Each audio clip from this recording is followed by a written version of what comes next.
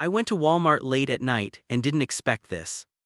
It was 11:47 p.m. when I realized I was out of coffee, not just low, completely out.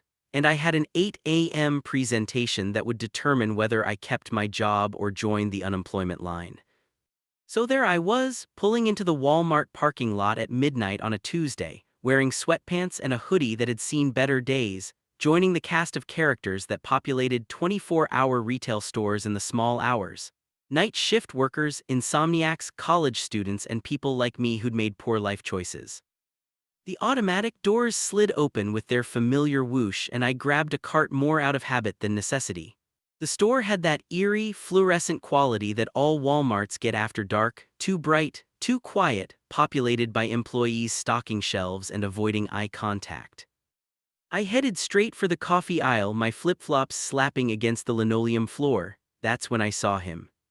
He was standing in front of the ice cream freezer, the door open, cold air billowing out around him, but he wasn't looking at the ice cream. He was just standing there, staring into the freezer like it held answers to questions he hadn't figured out how to ask yet. Even from behind, I could tell something was wrong. His shoulders were hunched, his head bowed. One hand gripped the freezer door handle so hard his knuckles were white.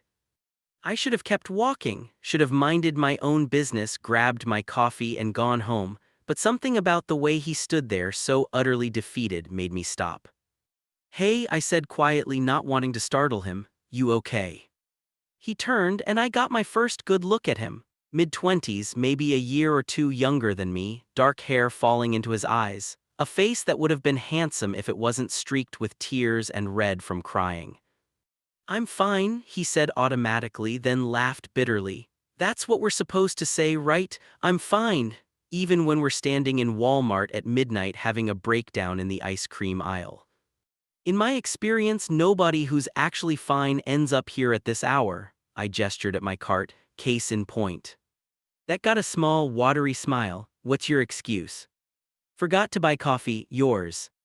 He looked back at the freezer, at the rows of ice cream containers in their cheerful packaging. "I came here to buy ice cream, Ben & Jerry's half-baked specifically. It was his favorite."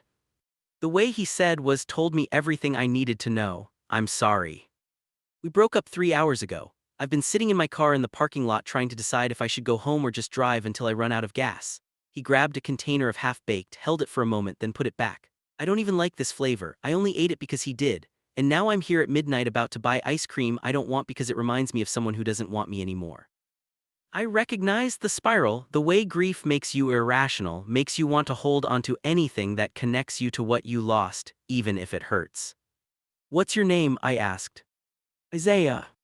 "I'm Daniel, and Isaiah." I'm going to suggest something that might sound weird. Weirder than having a breakdown in front of a stranger at Walmart. "Fair point." I abandoned my cart. "Come with me, leave the ice cream." "Where are we going?" "You'll see, trust me." He hesitated, and I could see the internal debate, stranger danger versus the desperate need to not be alone with his thoughts right now. Finally, he closed the freezer door and followed me. I led him through the store, past the late-night shoppers and stocking employees, to the outdoor section. The patio furniture was set up in little vignettes, like someone's backyard had been transplanted into the fluorescent wasteland. I sat down on one of the display couches, a surprisingly comfortable sectional with decorative pillows. "We're sitting on display furniture?" Isaiah asked. "We are, come on." He sat down beside me, sinking into the cushions. For a moment, we just sat there in silence, surrounded by fake plants and string lights that weren't turned on while Walmart hummed around us. "So," I said eventually, "tell me about him if you want to." Isaiah was quiet for so long I thought he wouldn't answer. Then, "His name is Marcus. We were together for 2 years, I thought." He trailed off. "It doesn't matter what I thought. It matters. I thought we were building something. A life, a future. We talked about moving in together, about getting a dog, about all these small, mundane things that felt huge because we were planning them together." His voice cracked. "And then tonight he told me he's been having doubts for months, that he thinks he made a mistake, that he needs to explore to figure out who he is outside of a relationship. That's brutal." The worst part, I could tell he'd been pulling away. I felt it happening. But I kept telling myself I was being paranoid, that everything was fine. I gaslit myself into believing we were okay when we clearly weren't. Isaiah pulled his knees up to his chest. How do you not see something like that coming? Because you loved him, because you trusted him, because when you're in it you can't always see the full picture. I'd been there myself 9 months ago, different relationship, same ending. It's not your fault. Feels like my fault, feels like I should have been enough to make him want to stay. Isaiah, look at me. I waited until he met my eyes. You could be perfect, perfect partner, perfect person, perfect everything, and it still wouldn't change the fact that he wasn't ready. That's not a reflection on you, that's about him. How do you know? Because I've been where you are, different Walmart, same 2 a.m. devastation. My ex, Chris, ended things because he wanted to focus on his career, said a relationship was too distracting. I spent weeks thinking I'd been too clingy, too demanding, too much. Then a friend pointed out that Chris just wasn't ready for commitment and nothing I could have done would have changed that. Did it get better? Isaiah asked quietly, after. Eventually, some days were harder than others. Some days I'd see something that reminded me of him and it would hit me all over again. But yeah, it got better. And I learned things about myself, what I actually want, what I deserve, what I'm not willing to settle for anymore. Like what? I thought about it. Like I deserve someone who chooses me every day, not someone who has doubts they hide for months. Someone who sees a future with me and runs toward it instead of away from it. Someone who makes me feel like I'm enough just as I am. Isaiah was quiet, absorbing this. I'm gay, he said suddenly, in case that wasn't clear from the whole boyfriend thing. Same, figured that out when you mentioned Marcus. Yeah. This is my first serious relationship, my first real breakup. I came out 3 years ago and Marcus was the first person who made me feel like this could work, like being gay didn't mean being alone. He wiped at his eyes. Stupid, right, to base your whole sense of possibility on one person. Not stupid, human, we all do it, find someone who makes us feel less alone and hold on tight. I shifted to face him more fully. But Isaiah, you're not alone because Marcus left, you're not unlovable because one relationship didn't work out, you're just in the middle of a hard chapter, but there are more chapters ahead. You don't know that. I do actually, because you're what, 24, 25? 26. 26, you have so much life ahead of you, so many people you haven't met yet, so many experiences you haven't had. Marcus was important and this hurts like hell, but he's not the end of your story, he's just the end of a chapter. Isaiah looked around at the patio furniture display, at the artificial domestic scene we were sitting in. This is surreal. I'm having a therapy session with a stranger in Walmart at midnight. Best kind of therapy, no appointment necessary, and the couch is surprisingly comfortable. That got a real laugh out of him, small but genuine. Thank you, Daniel, you didn't have to stop, most people wouldn't have. Most people aren't out buying coffee at midnight because they forgot to adult properly, we're already operating outside normal parameters. I stood up, offered him my hand. Come on, let's get your ice cream. I told you I don't even like half-baked. I know, that's why we're not getting half-baked, we're getting whatever flavor you actually like, something that's yours, not his. He took my hand and let me pull him up. I like fish food. Excellent choice, fish food it is. We walked back to the ice cream aisle together, this time with purpose instead of desperation. Isaiah grabbed the fish food and I grabbed my coffee. Then, on impulse, I added a container of Cherry Garcia to my cart. Midnight ice cream, Isaiah asked. Why not? It's been that kind of night. At the checkout, Isaiah reached for his wallet, but I waved him off. My treat, consider it a breakup survival kit. Daniel, you don't have to. I know I want to. The cashier, a tired-looking woman named Brenda according to her name tag, barely looked at us as she scanned our items. 3 people buying ice cream at midnight on a Tuesday was probably the most normal thing she'd seen all shift. Outside, the parking lot was nearly empty. I walked Isaiah to his car, a slightly beat-up Honda Civic with a parking permit sticker from the local community college. Are you going to be okay? I asked. To drive home, I mean. Yeah, I'm actually feeling a bit better, still devastated, but like functional devastated instead of breakdown devastated. He clutched the ice cream to his chest. I can't believe I'm saying this, but I'm glad I had a meltdown in Walmart tonight. If I hadn't, I wouldn't have met you. For what it's worth, I'm glad I forgot to buy coffee. He smiled and it reached his eyes this time. Can I ask you something? Sure. How did you do it after your breakup? How did you start over? I leaned against his car thinking about those first awful weeks after Chris left. The crying Jags, the obsessive social media checking, the days I couldn't get out of bed. And then, slowly, the moments of light, coffee with friends, a good movie, a sunset that made me stop and stare. Small things that reminded me life continued even when it felt like it shouldn't. I stopped trying to be who I thought I needed to be for someone else and started figuring out who I actually am. I took that photography class I'd always wanted to try, started going to a gay book club, let myself be sad when I needed to be sad, but also let myself laugh when something was funny. I stopped treating the breakup like a failure and started treating it like a redirection. A redirection to what? To myself, to the life I actually want, not the life I thought I was supposed to want, to people who value me, to experiences that make me feel alive. I pulled out my phone. Can I give you my number? Isaiah looked surprised. Really?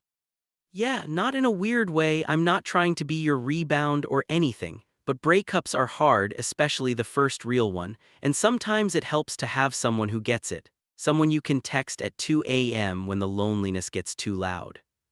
I'd like that. He pulled out his own phone and we exchanged numbers. One more thing, I said as he unlocked his car. Get rid of anything that's only in your life because of him. The half-baked ice cream, the music he liked that you pretended to like, the shows you watched together that you never really enjoyed. Make space for yourself, for the things you actually want.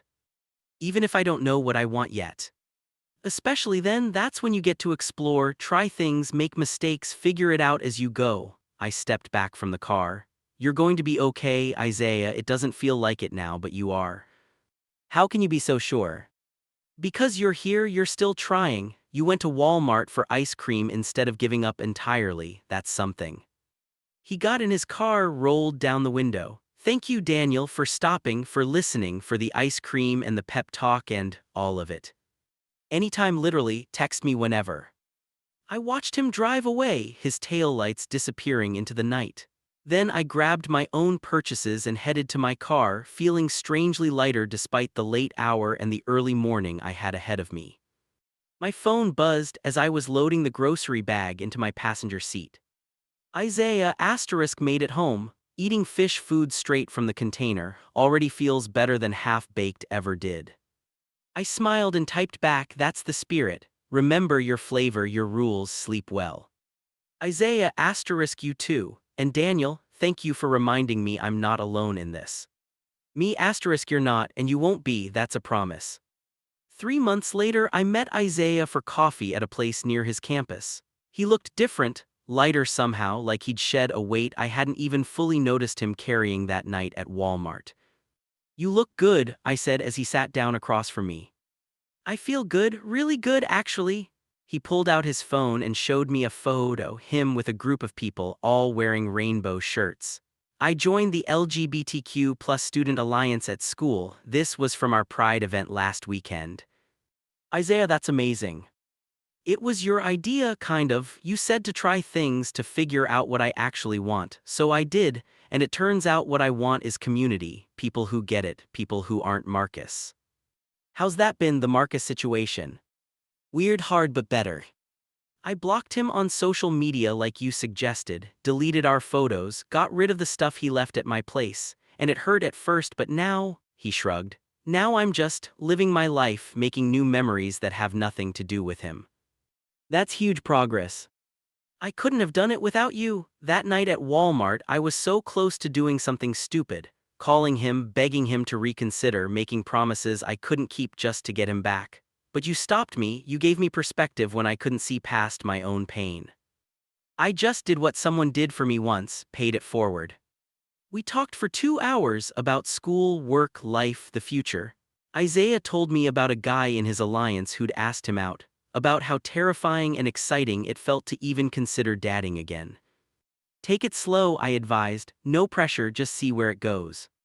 That's exactly what I told him. Isaiah grinned. Look at me being emotionally healthy and setting boundaries. Growth looks good on you. As we left the coffee shop, Isaiah hugged me, a real hug, tight and genuine. Thank you, he said into my shoulder. For being there that night, for texting with me during the hard weeks after, for showing me that breakups aren't the end of the world. They're really not, they're just plot twists. Good plot twist or bad plot twist. That depends on what you do with it, but I have a feeling yours is going to be good.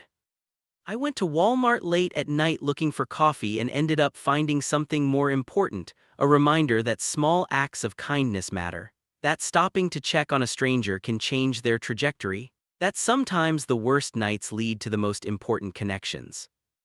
Isaiah texted me last week. He and the guy from his alliance, Nathan, have been dating for 2 months now. It's going well, he's happy, he's healing. He's learned that Marcus wasn't the only person who could love him, wasn't the only chance he'd ever have.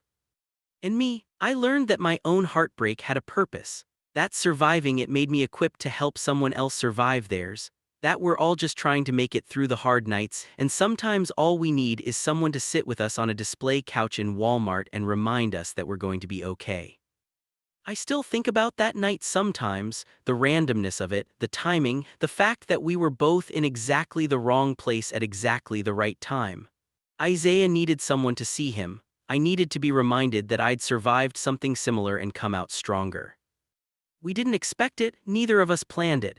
But that's the thing about life, the moments that change us most often happen when we're just trying to buy coffee at midnight in sweatpants, thinking we're alone in our struggles. We're never as alone as we think we are. Sometimes we just need to be brave enough or desperate enough to let a stranger see us falling apart. And sometimes, if we're lucky, that stranger will sit down beside us and remind us that falling apart isn't the end. It's just the beginning of putting ourselves back together in a way that feels more true, more real, more like who we actually are. That's what I didn't expect when I went to Walmart late at night, but I'm grateful I found it anyway.